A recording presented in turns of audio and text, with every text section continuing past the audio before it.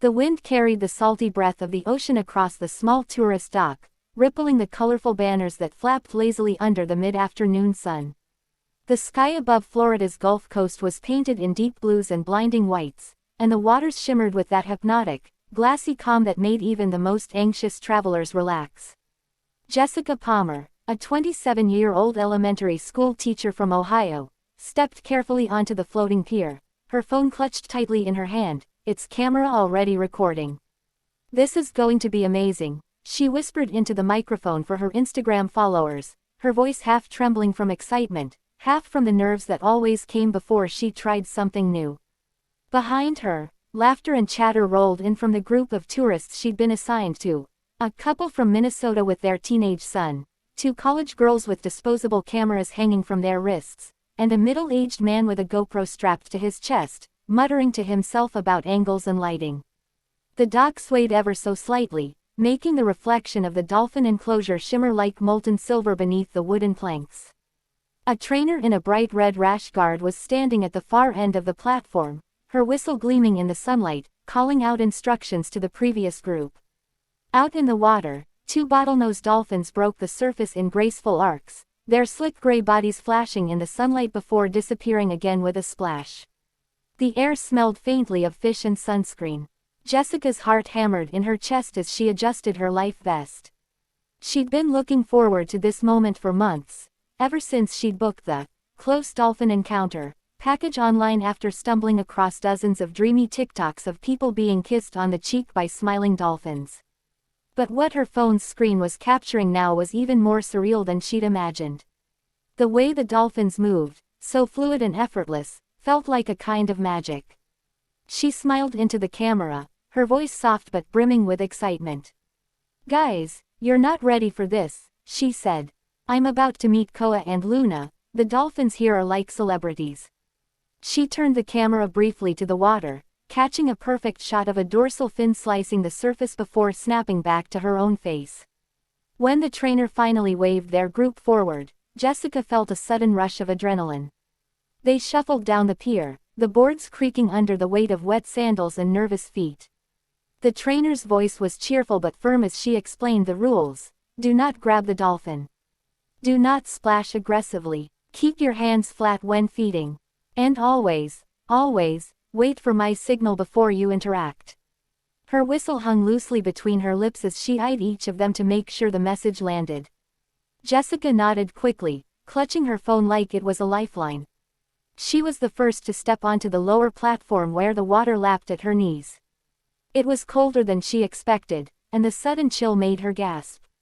Koa, the larger of the 2 dolphins, approached first, gliding toward her like a living torpedo. Jessica felt her breath catch as the animal surfaced right in front of her, its dark, intelligent eyes locking on hers. "Oh my God," she whispered, unable to stop herself from smiling. The dolphin emitted a series of clicking noises, then gently pressed its beak to her palm.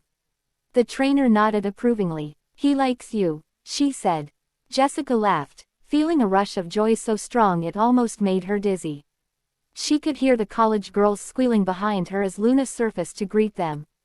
What Jessica didn't notice, and what the GoPro guy, standing just a few feet away, would later swear he saw in her footage, was the way Koa's movements subtly changed after those first moments.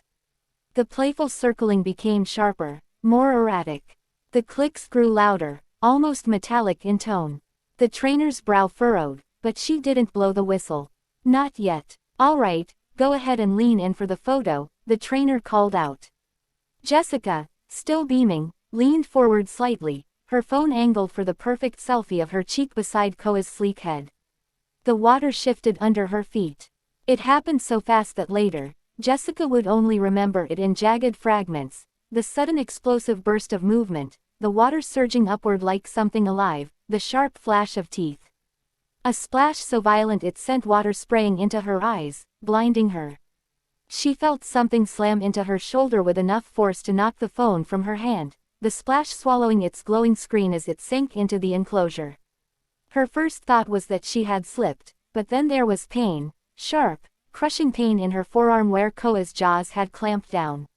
Her scream cut through the air, high and panicked, and immediately the dock erupted into chaos.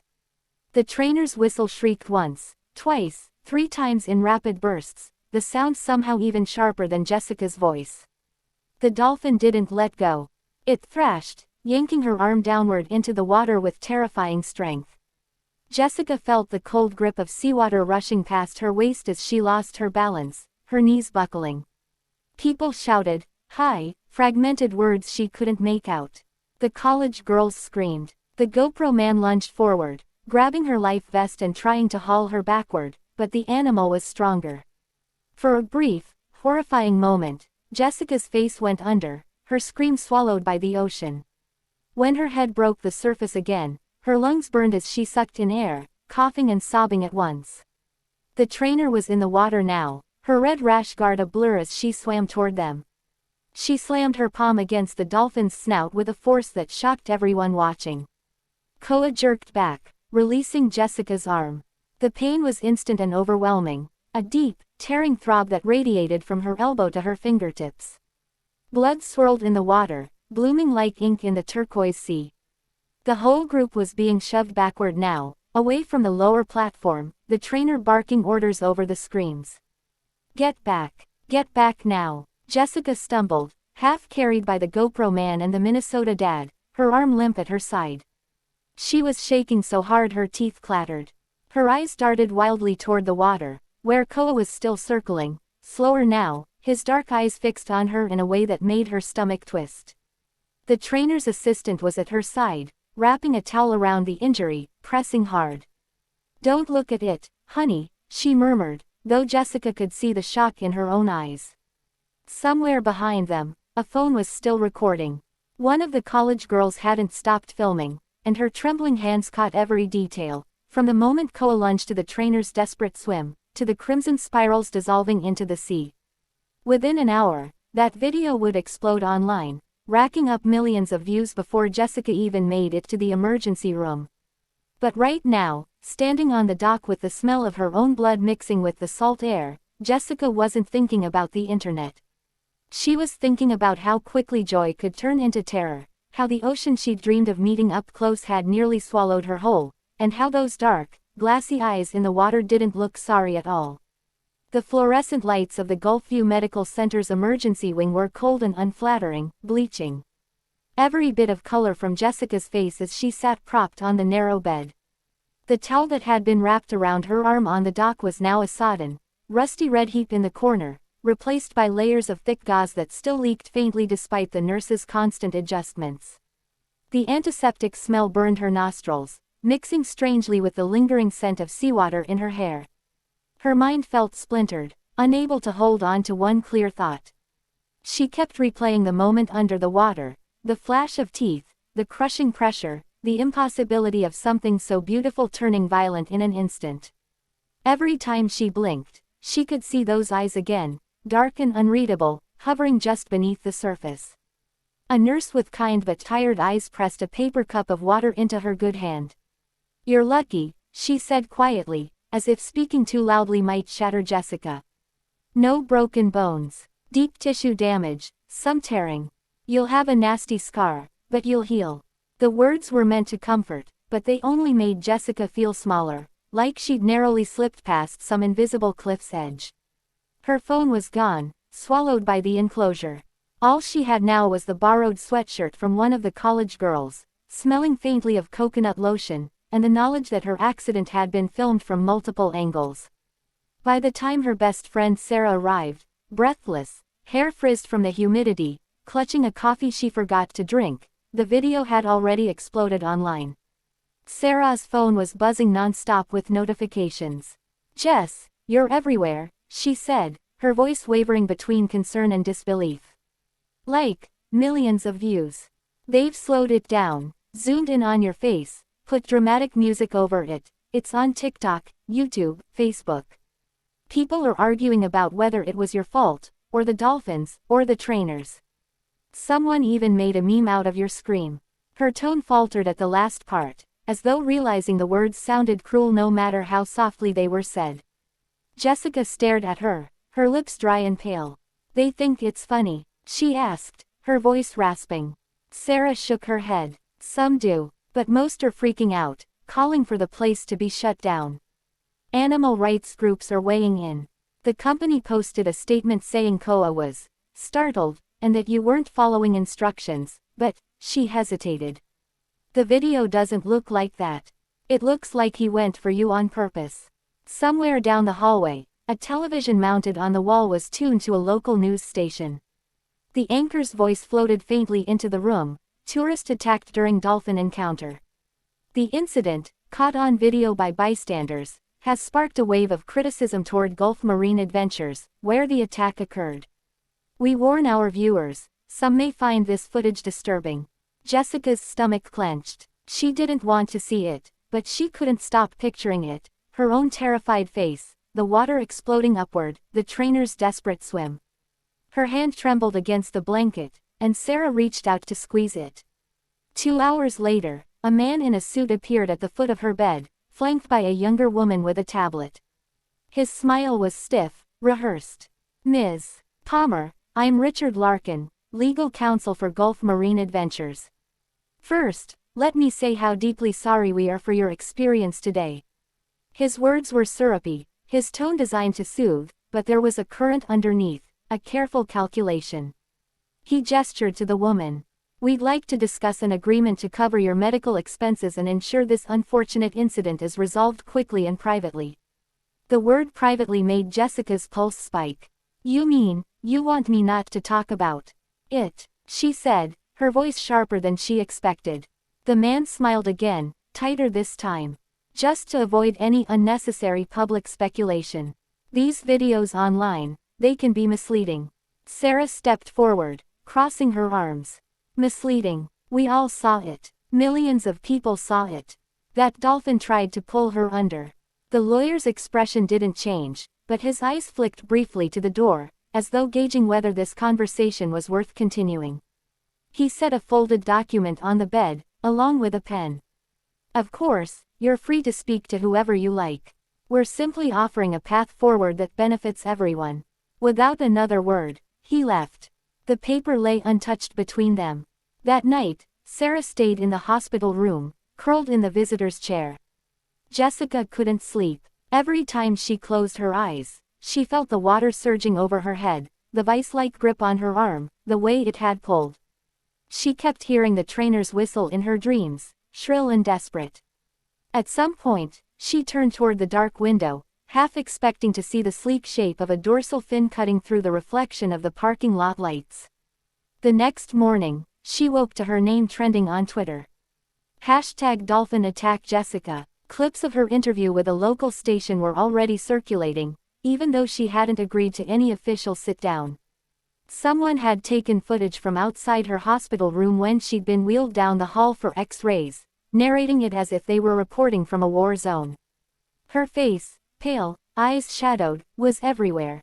2 days later, she was discharged. A car waited outside, sent by the facility to escort her home, though it was clear they were more concerned about keeping her away from reporters. But the moment she stepped onto the curb, microphones flashed, voices called her name, and someone thrust a phone inches from her face, playing the video in slow motion. Jessica froze, the sound of her own scream filling the air.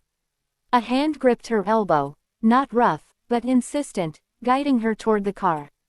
As the door slammed shut, she caught sight of a sign across the street. In bold black letters, painted on a bedsheet strung between 2 poles, it read, "Free Koa." It didn't make sense. Her mind spun. Free him. That dolphin had nearly drowned her.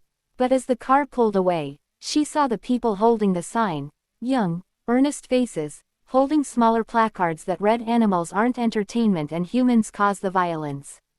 The world was splitting into sides, and she was caught in the center. Back home in Ohio, things didn't settle. Her arm ached constantly, a deep soreness that made even pouring coffee an ordeal. She tried to stay offline, but curiosity gnawed at her. Every time she searched her name, the results had multiplied: reaction videos, conspiracy theories, even fake, exclusive interviews she'd never given. The footage had been remixed with dramatic music, slowed to show the moment Koa's jaws clamped down, zoomed in on the droplets of blood swirling in the water. One video claimed to reveal hidden aggression cues in the dolphin's body language before the attack. Another insisted she had provoked him. A week later, the trainer herself, a woman named Maria, messaged her on Facebook. The message was short: "We need to talk. Off the record. It wasn't an accident." Jessica's fingers hovered over the keyboard, her pulse quickening. When she agreed, Maria suggested a late-night video call. The trainer's face appeared on-screen, shadows cutting across her tired features. She didn't waste time. "Koa's been acting strange for months," Maria said. "Agitated. Avoiding certain handlers. The company knows, but they didn't want to cancel sessions. Too much money at stake. You were unlucky, but I don't think it was random." Jessica's mouth went dry. "What are you saying?" Maria leaned closer, lowering her voice. 2 weeks before you came, Koa bit another trainer. Not badly, just a warning. They kept it quiet. If the public found out, they'd have to pull him from shows. But the thing is," she hesitated, glancing over her shoulder. "When he lunged at you, he wasn't just scared. He was targeting you. I've seen dolphins chase fish like that. He meant to take you under." For a moment, the only sound was the faint hum of Jessica's laptop fan. "Why me?" she asked finally. Maria shook her head. "I don't know, but I do know this: he's still there. And since your attack, he's been ramming the side of the enclosure whenever boats come close. Like he's waiting." That night, long after the call ended, Jessica sat in the dark of her bedroom, lit only by the glow of her laptop screen. She played the video again, the original, raw clip one of the college girls had sent her privately. Frame by frame, she watched Koa circle, his movements tightening, the clicks growing sharper. Just before he lunged, she saw it, a flick of the head, a narrowing of those dark eyes. And for the first time, she realized the part that had been cut from every viral version. The moment after he released her, when he sank just below the surface and lingered, his gaze fixed upward, unblinking, as if memorizing her. The sound of the ocean played faintly from the speakers, recorded by whoever had been filming. But to Jessica, it no longer sounded like waves. It sounded like breathing, slow, waiting.